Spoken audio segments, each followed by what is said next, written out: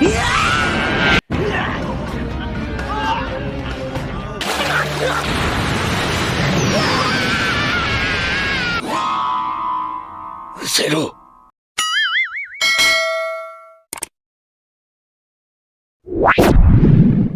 Di lautan biru nan luas perjalanan dimulai. Bukan dengan kapal megah, bukan pula dengan pedang ajaib, tetapi dengan tong. Yaps, kalian tidak salah dengar. Tong Amer.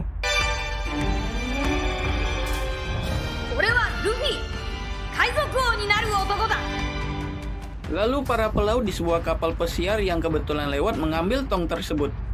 Tetapi kapal tersebut diserang dengan tembakan meriam oleh kapal bajak laut yang di dekatnya yang dipimpin oleh Alvida.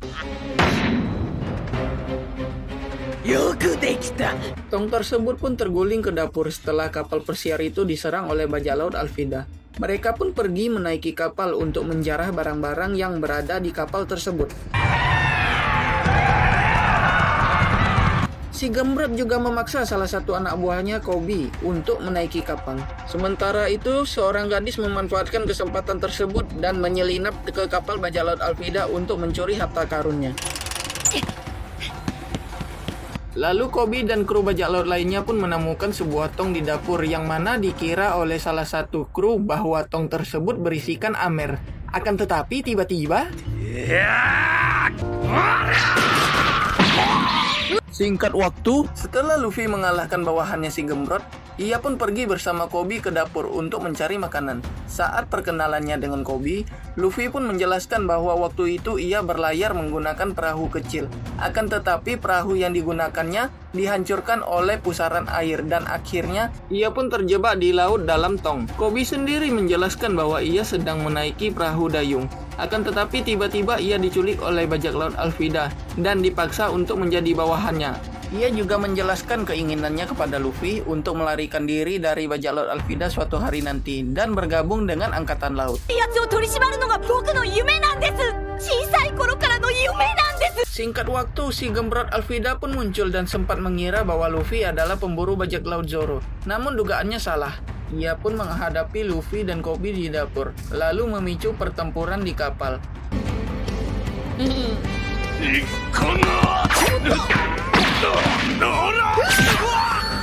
Dengan mudahnya Luffy pun berhasil mengalahkan para bajak laut tersebut sendirian. Dan tibalah pertempuran di antara kedua kapten yang mana meskipun si Gembrot Alvida dipersenjatai oleh tongkat besar berduri, namun serangannya tersebut tidaklah efektif. Itu dikarenakan Luffy memakan buah iblis yang memberinya kemampuan manusia super yang membuat tubuhnya bersifat seperti karet.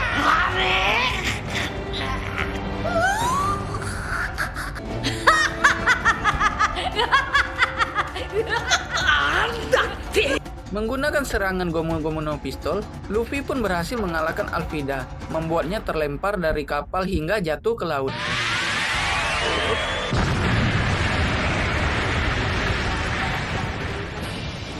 Setelah menyelesaikan pertempuran, Luffy bersama Kobi menaiki perahu untuk melanjutkan perjalanan mereka, sambil secara tidak sengaja melihat sekilas pencuri wanita berambut pirang yang mana kedepannya nanti akan menjadi kru nakama penting bagi Luffy.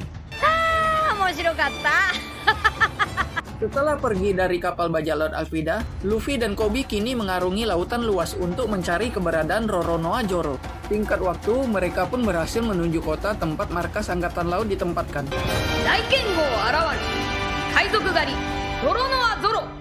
Di dalam perjalanan menuju ke pangkalan, mereka pun berhasil menemukan Roronoa Zoro yang tengah disalib di pangkalan tersebut.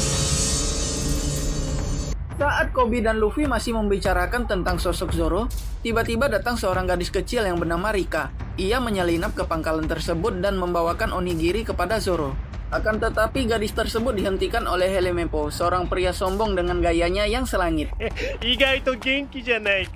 Helmepo pun merebut onigiri tersebut dan memakannya.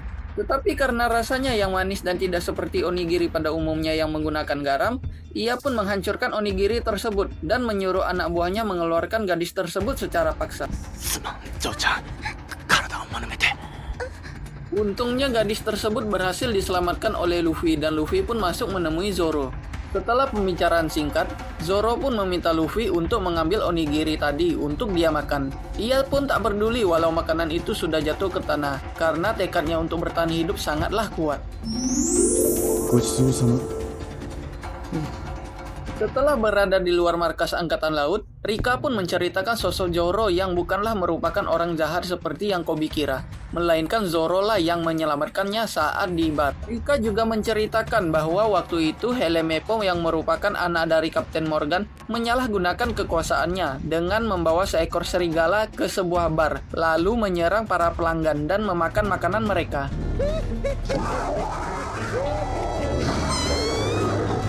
Zoro pun tak tinggal diam dan menyerang serigala tersebut bersama dengan tuannya. Akan tetapi Helmeppo mengancam akan mengeksekusi semua pelanggan di bar itu kecuali Zoro mau menyerahkan dirinya dan disalib selama 1 bulan penuh.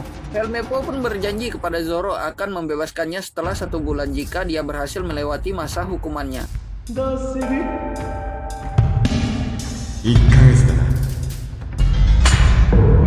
Namun janji hanyalah janji. Tujuan sebenarnya Helmeppo adalah mengeksekusi Zoro dan melanggar kesepakatan yang dibuatnya bersamanya. Luffy yang mendengarnya pun sontak naik pitam dan langsung kasih bogem mentah. Tak terima dipukul, Helmeppo pun pergi melaporkan kejadian tersebut kepada bapaknya, yang kelakuannya pun 11-12 dengan anaknya.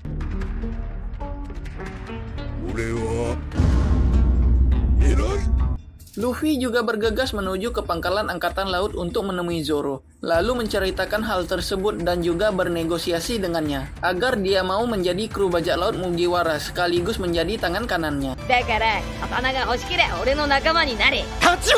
Setelah itu Luffy pun bergegas menuju ke dalam markas untuk mengambil katana milik Zoro. Dan di saat yang sama, Morgan memerintahkan anak buahnya untuk mendirikan patung dirinya yang besar di atap pangkalan. Namun karena kebingungan, Luffy pun memilih jalan alternatif lain dengan melompat ke atap dan secara tidak sengaja menghancurkan patung milik Kapten Morgan.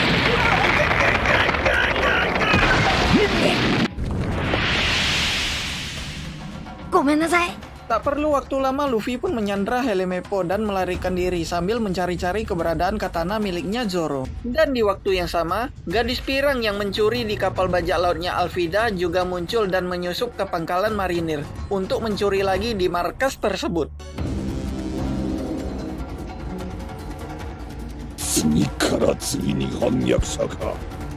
Sementara itu Koby mencoba membebaskan Zoro dari salib, tetapi terlihat oleh anak buahnya Morgan. Ia pun memerintahkan anak buahnya untuk menembak Koby. Akan tetapi langkah tersebut dihentikan oleh Luffy yang menangkis peluru dengan tubuh karetnya. Sungguh sangat praktis sekali ya guys.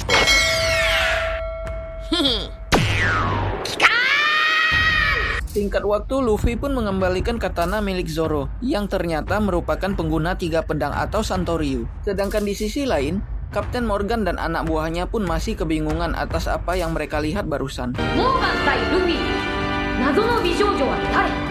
Kapten Morgan pun menceritakan bahwa Luffy bukanlah manusia biasa dan memakan buah iblis yang merupakan harta karun di dunia One Piece. Rumor juga mengatakan bahwa siapapun yang memakan buah tersebut, maka orang itu akan mendapatkan kekuatan yang spesial. Salah satunya adalah kekuatan yang bisa menyemburkan api maupun yang bisa menyebabkan tsunami.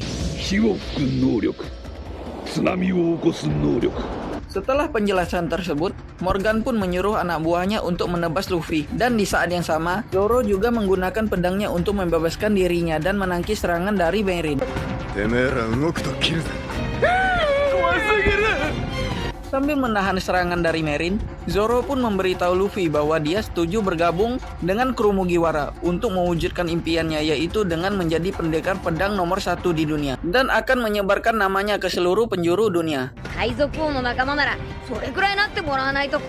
Setelah itu, Luffy pun melanjutkan pertarungannya. Hanya dalam sekali tendangan, pasukan Merin pun berjatuhan dan hal itu pun sontak membuat Morgan terkejut. Ujung-ujungnya Morgan sendiri yang langsung ikut turun tangan ke dalam pertempuran dengan tangan kanannya yang digantikan oleh bilah kapak. Lalu serangan Luffy pun ditahan dengan kapak tersebut dan duel pun tak terhindarkan. Kan tetapi di tengah pertarungan, Helmeppo menyandra Koby dan mengancam akan menembaknya jika Luffy bertindak lebih jauh. Namun permintaan Helmeppo pun tak digubris dan Luffy pun meninju wajah anak tersebut menggunakan Gomu-Gomu no Mi miliknya.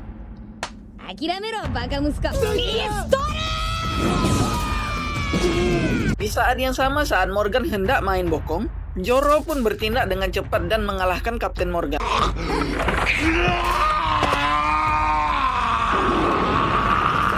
Setelah Morgan dikalahkan, para Marine pun memutuskan untuk tidak melanjutkan pertempuran karena mereka menyadari bahwa Morgan telah banyak menyalahgunakan kekuasaannya. Namun para Marine tersebut tidak mampu untuk bertindak karena takut akan kekejaman Morgan.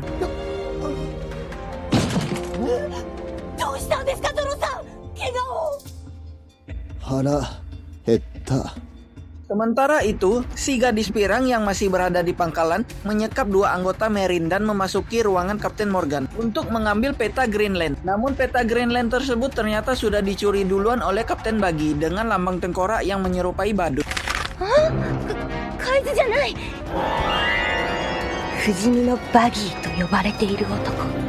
Shin pun beralih ke restoran yang mana Luffy, Zoro, dan Koby datang untuk merayakan kemenangan mereka dan tentunya mengisi perut mereka yang kosong.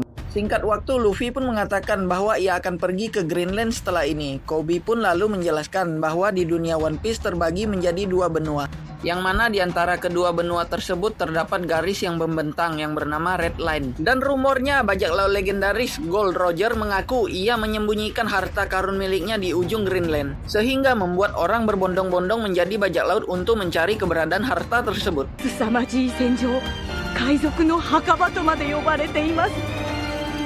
Singkat cerita, datanglah anggota Marine yang menggantikan Morgan sebagai komandan pangkalan baru dan menginterogasi Luffy dan kawan-kawan mengenai kebenaran soal bajak laut Mugiwara. Luffy pun mengkonfirmasi bahwa memang benar kalau mereka baru saja membentuk bajak laut dan menemukan anggota baru. Dikarenakan status Luffy dan Zoro sebagai bajak laut, ia pun memerintahkan mereka berdua untuk meninggalkan kota dan berjanji untuk tidak memberitahu markas pusat sebagai tanda terima kasih mereka karena telah menyelamatkan mereka semua dari kekejaman sang tirani Morgan. Oi, Kaigen! Nanda sono igusa wa? Omae tachi datte Morgan ni osai tsukerarete biku-biku shite ta janai ka! Luffy dan Zoro pun setuju dan melanjutkan perjalanan mereka. Namun langkah tersebut terhenti saat ditanya soal Koby yang mungkin merupakan rekan dari mereka berdua. Akan tetapi Luffy dengan aktingnya yang jelek pun berhasil meyakinkan anggota Marine bahwa Koby adalah musuh.